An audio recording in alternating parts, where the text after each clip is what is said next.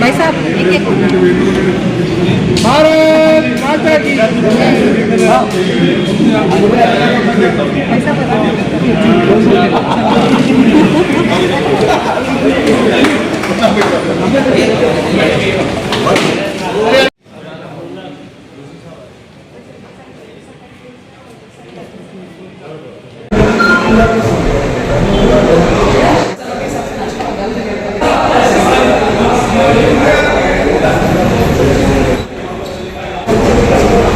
ये जरूरी है।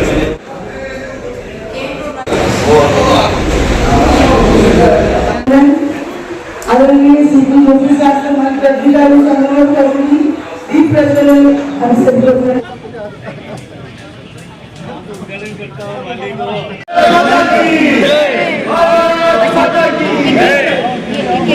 भाई साहब भारत माता की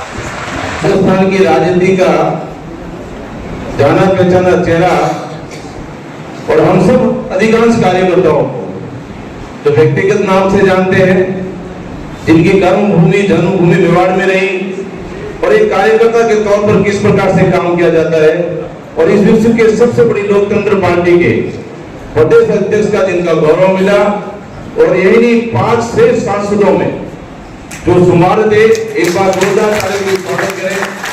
अनेक रिकॉर्ड सबसे अधिक मतों से जीतने का भी माननीय सीपी जोशी जी का जो अटूट मतदाताओं के प्रति प्रेम है, कार्यकर्ताओं के प्रति दुलार है और हमेशा वरिष्ठ लोगों का जिनका आशीर्वाद रहते हैं। आज इस विकसित भारत के अमृत काल में मोदी जी के सफल कार्यकाल के 11 वर्ष पूरे हुए, हम सबका मार्गदर्शन प्रदान करने के लिए आज हमारे बीच में है। एक जोरदार तालियों के गड़गड़ाहट के बीच स्वागत करें। भारत माता की जय, भारत माता की जय, भारत माता की जय।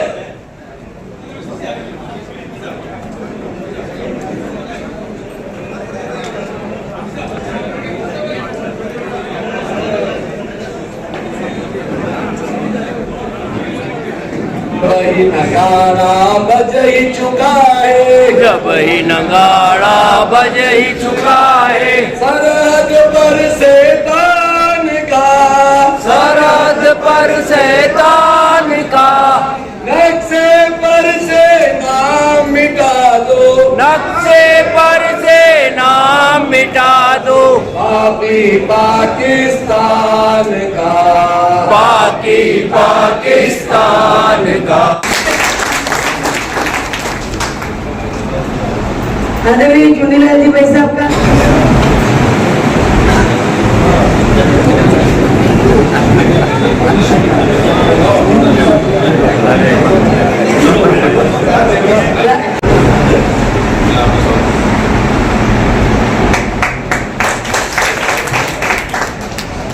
राजस्थान के यशस्वी और कर्मशील उप मुख्यमंत्री प्रेम सिंह जी। मेरा सौभाग्य है आप लोगों के बीच में आज मैं वंदे गंगा अभियान की समीक्षा बैठक में आया था और मुझे पता लगा कि हमारे सम्मानित सीपी जोशी जी आज कार्यकर्ताओं की हमारे यशस्वी प्रधानमंत्री जी के शासन के 11 साल के इस कार्यक्रम में यहाँ आने वाले हैं और सभी यहाँ आज इस बात को लेकर इस कार्यक्रम में हमारे प्रधानमंत्री जी के जो कार्यकाल रहा और उस कार्यकाल में हमने क्या क्या हासिल किया, जो हमारी पीढ़ियां निकल गई और वो पीढ़ियां ये आशा लगाए हुए थी कब ये काम होंगे, और वो हमारे यशस्वी प्रधानमंत्री जी के नेतृत्व में और उनकी दूरदर्शिता और उनकी रणनीति से जो कार्य हुआ वो आप लोगों के सबके सामने है। क्योंकि ज़्यादा विस्तार से बताएंगे, मुझे सिरोही जाना है, तो मैं यही कहना चाहूँगा कि जिन कामों के लिए राम मंदिर के लिए हमारी कई पीढ़ियां गुजरी और ये सोचती थी ये काम होगा कि नहीं होगा, वो हुआ तो हमारे यशस्वी प्रधानमंत्री जी के दूरदर्शिता और उनकी रणनीति का परिणाम है कि आज हमारे अयोध्या में राम मंदिर बनकर तैयार हुआ है इन 11 साल के अंदर ही। और इतना ही नहीं, हमारे जो धारा 370 जो हटाने का काम हुआ वो भी हमारे यशस्वी प्रधानमंत्री जी के नेतृत्व में, और जिनके साथ सौभाग्य मिला है हमारे सांसद सीपी जोशी जी को कि उनके साथ सहयोग देते हुए ये भी कंटिन्यू हमारे यशस्वी प्रधानमंत्री नरेंद्र मोदी जी के साथ रहे। और इतना ही नहीं, जो मुस्लिम महिलाएं थी उनके लिए 3 तलाक का जो फैसला हुआ है, जो कितनी पीड़ा झेल रही थी, वो भी हमारे यशस्वी प्रधानमंत्री जी के नेतृत्व में हुआ। और आपने अभी अभी देखा होगा ऑपरेशन सिंदूर, जिस तरह से पाकिस्तान ने हमारे निर्दोष लोगों की जिस तरह से हत्या की गई थी, उसका जवाब देने के लिए ऐसे आतंकी लोग ठिकानों का सफाया करते हुए और उनको ये दिखा दिया कि अगर भारत की ओर कुछ भी हरकत हुई तो वो बख्शी नहीं जाएगी। ये उनके नेतृत्व क्षमता है कि इस तरह के काम करना और इस तरह के निर्णय लेना, ये हमारे यशस्वी प्रधानमंत्री जी की रणनीति का परिणाम है कि आज हमारा देश सुरक्षित है। हमारा देश आर्थिक स्थिति जब उन्होंने संभाली थी, जब 11वें स्थान पे था, जो आज 4थे स्थान पे आया है, ये दूरदर्शिता का परिणाम है आपके सामने कि यशस्वी प्रधानमंत्री जी कि मैं जब तक हमारे देश के जो अंतिम छोर पे बैठे व्यक्ति उसको अगर मैं ऊपर समाज की मुख्य धारा में नहीं लाऊंगा, जब तक मेरा विजन 2047 विकसित भारत का ले रखा है वो पूरा नहीं कर पाएंगे। इसके लिए अनेक जन कल्याणकारी योजनाएं केंद्र सरकार द्वारा और राज्य सरकार द्वारा भी चलाई जा रही हैं। उनको उन तक वंचित लोगों तक पहुंचाकर हमें समाज की मुख्य धारा में लाएंगे, जब जाकर ये सपना साकार होगा। और इस सपने और उस विजन को लेते हुए हमारे यशस्वी मुख्यमंत्री भजन लाल जी शर्मा जी भी इस बात को राजस्थान को विकसित राजस्थान बनाने के लिए इन सारी योजनाओं को हमारे ऐसे लोगों तक पहुंचाने जो हर योजना से वंचित रहेंगे, उन योजनाओं को पहुंचाना। और आपने देखा होगा हमारी डबल इंजन की सरकार राजस्थान में बनी है, उसके बाद हमारे यशस्वी मुख्यमंत्री जी ने इस तरह का बजट दिया कि हर क्षेत्र हर वर्ग के लिए कोई भेदभाव नहीं है। और इस तरह के इन्हें 1.5 साल के अंदर ही काम किए हैं जो आप लोगों के सामने हैं। मैं ज्यादा विस्तार से बताऊं तो बहुत सारे निर्णय, जिस तरह से राइजिंग राजस्थान का जो काम किया है वो एक पहले साल में करके ये दिखा दिया और उनको धरातल पे लाने का काम कर रहे हैं। और इतनी इस राजस्थान में संभावनाएं है, यहाँ हर क्षेत्र में माइनिंग, पेट्रोलियम, पर्यटन की क्षेत्र से उनमें भारी संख्या में एमओयूज हुए हैं और उनको धरातल पे लाने का काम हो रहा है।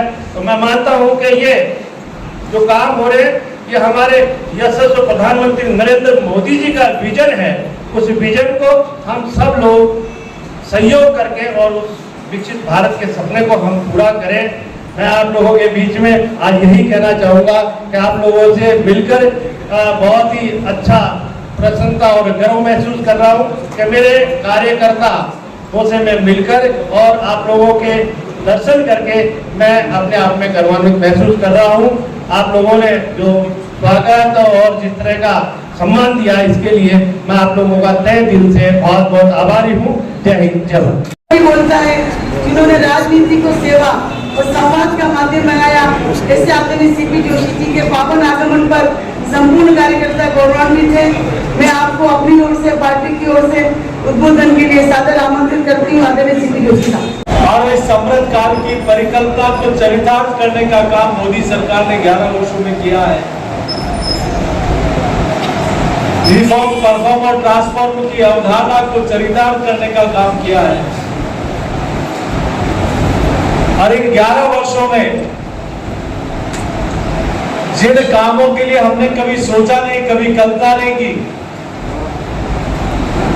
उन कामों को भी जिनके लिए हमने सोचा कि ये काम कभी संभव होगा क्या ये काम हो सकता है क्या, छूट की 2 लाख रुपए की मोदी सरकार आने से पहले था, आज 12,75,000 हो गया। तो आखिर ये पहले की सरकारें क्यों नहीं कर पाई? One nation one tax Indira ji के समय लिए मामला उनके ध्यान में आया, लेकिन उनके सलाहकारों ने कहा कि नहीं, इसलिए देश की जनता हमारे खिलाफ हो जाएगी। उन्होंने अपना सोचा, राष्ट्र हित नहीं सोचा। और मोदी सरकार के पहला ध्येय है कि नेशन फर्स्ट, और उन्होंने वन नेशन वन टैक्स को लागू किया। आज हमारी दुनिया में, देश में टैक्स पेयर्स भी बढ़े और उनके मन में ये नहीं आता कि हम पॉकेट से पैसा दे रहे, उनके मन में ये आता है इस देश के कंट्रीब्यूशन में हमारा बहुत बड़ा साथ है। और इस नाते आज पहले की तुलना में कई टैक्स पेयर बढ़े हैं। और हमारी, जैसा अभी प्रेमचंद जी कह रहे थे, फ्रेजाइल इकोनॉमिक में भारत का नंबर आता था, आज हम कहां आ गए? 11वें नंबर से 4थे नंबर पर आ गए। और इसी कालखंड में भारत तीसरे पायदान पर पहुंचने की दस्तक दे रहा है, उनके पाकिस्तान के आतंकवादी ठिकानों को उजाड़ने का काम। और 4 दिन में भारत घुटनों पर आ गया। ये ऑपरेशन सिंदूर की ताकत है, ये देश के 140 करोड़ लोगों के साथ। आज प्रधानमंत्री जी कोई भी काम करते हैं तो सिर्फ यही कहते हैं कि मैंने नहीं किया, कि मैंने 140 करोड़ लोगों के सहयोग से किया। मैं आपके बीच में कई बातें घंटों तक आपके बीच में कर सकता हूं मोदी सरकार की कल्याणकारी योजनाओं के बारे में, लेकिन मित्रों, आज देश 11 वर्षों के कालखंड में कुछ लोग हैं, पॉलिटिकल लोग, हम लोग कई बार कांग्रेस वाले जब यहाँ स्टेट में सरकार थी तो वो कहते थे कि हमें दिल्ली से पैसा नहीं मिल रहा, जबकि स्टेट टैक्स वैल्यूएशन में 283% भारत सरकार ने उनको बढ़ाने का काम किया। जो पहले मिलता था उसका 283% बढ़ा है। लेकिन फिर भी इनको बैठ में तकलीफ थी। लेकिन एक बात जरूर हम लोगों ने मीडिया और सोशल मीडिया में बार बार मैनिपुलेट बोलने की आवश्यकता है। उन्होंने उस समय देश हित में सरकारों का सहयोग किया। लेकिन आज कांग्रेस पार्टी और कांग्रेस पार्टी के नेता देश और दुनिया के किसी मंच पर जाते हैं तो भारत और भारत की सेना को नीचा दिखाने का काम करते हैं।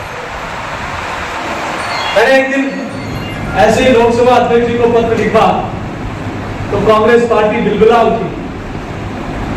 मैंने कहा ऐसे कांग्रेस के नेता लीडर अपोजिशन राहुल गांधी का पासपोर्ट जब्त कर लेना चाहिए, तो दुनिया भर जाकर भारत को नीचा दिखाने का काम।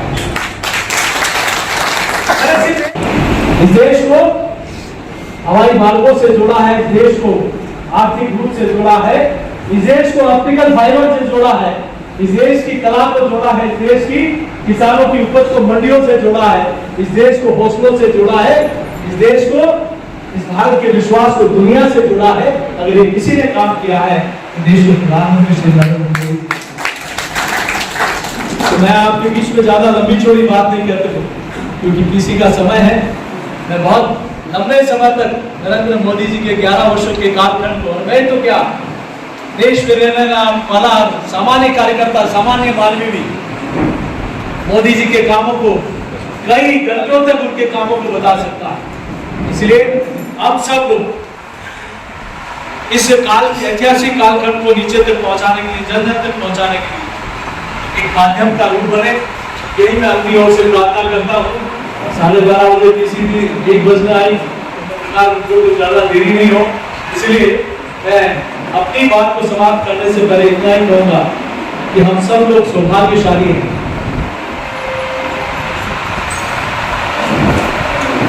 कि हम बदलते हुए भारत को देख, हम सब लोग सौभाग्यशाली हैं कि सशक्त भारत को देख रहे हैं, हम सब लोग सौभाग्यशाली हैं एक समृद्ध भारत को देख रहे हैं, हम सब लोग सौभाग्यशाली हैं एक स्वस्थ भारत को देख रहे हैं। हम 2047 में भारत दुनिया का सिरमौर बने, विकसित राष्ट्र बने, इसकी नींव रखने का काम आप और हम सब लोग के सहयोग से देश में नरेंद्र मोदी जी कर रहे हैं। तो आप सब लोग विकसित भारत की संकल्पना में अपना महत्वपूर्ण योगदान दे, यही निवेदन मैं आपके बीच में करते हुए अपनी बात को समाप्त करता हूँ। बहुत बहुत धन्यवाद।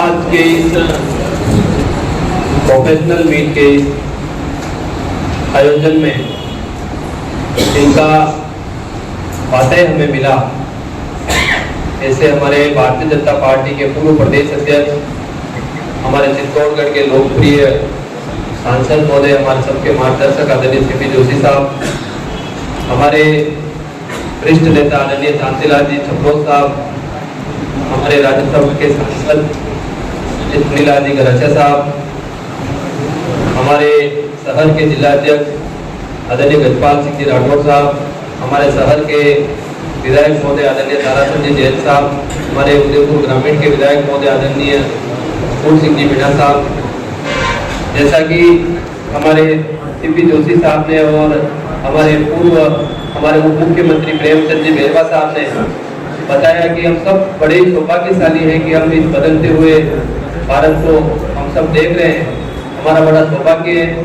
आप सब यहाँ पर पधारे, मैं ज़्यादा समय नहीं लूँगा। आप सबका तहे दिल से धन्यवाद। जय भारत।